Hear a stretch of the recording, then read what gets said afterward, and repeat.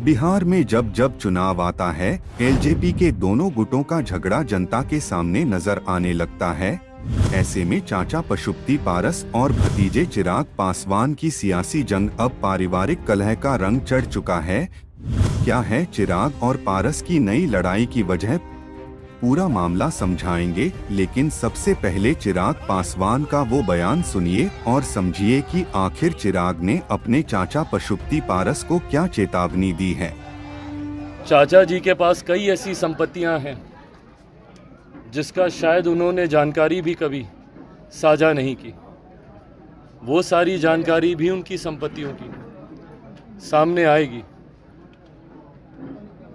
अब अगर इस तरीके से परिवार की बातों को सड़क पर लेकर जाने की सोच के साथ मेरे ही परिवार के सदस्य सामने आएंगे तो फिर बहुत सी ऐसी बातें हैं जो खुलेंगी, जिस बात का मुझे अभी से ही दुख है। अब आप सोच रहे होंगे कि आखिर चिराग पासवान अचानक से अपने चाचा को संपत्ति के खुलासे की धमकी क्यों देने लगे।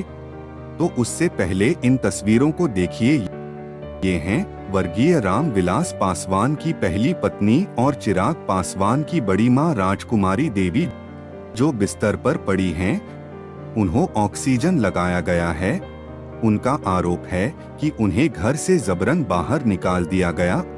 उन्होंने अपनी दोनों देवरानियों यानी पशुपति पारस की पत्नी शोभा देवी और दिवंगत रामविलास की पत्नी सुनैना देवी के खिलाफ थाने में शिकायत की है।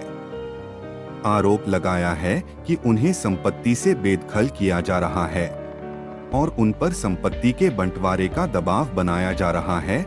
अपनी बड़ी मां के साथ हुए इस बर्ताव की खबर मिलने पर चिराग पासवान उनसे मिलने अपने खगड़िया स्थित पैतृक गांव पहुंचे और मां से मुलाकात की। चिराग पासवान ने मां को गले लगाया और उनकी आप बीती सुनी। चिराग पासवान ने चाचा पशुपति पारस पर परिवार को तोड़ने का आरोप लगाया।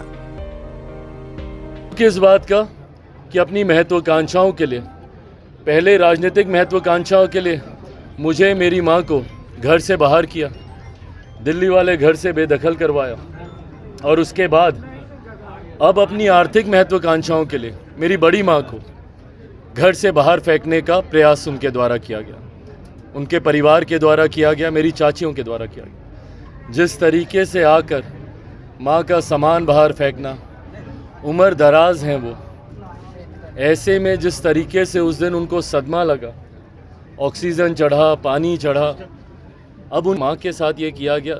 एक बेटा तो कम से कम बर्दाश्त नहीं करेगा। दुख होता है, तकलीफ़ होती है और तब ज़्यादा होती है जब आपके अपने ये करते हैं। पर ठीक है, मुझसे उम्र में बड़े हैं, चाचा हूँ, चाची हूँ।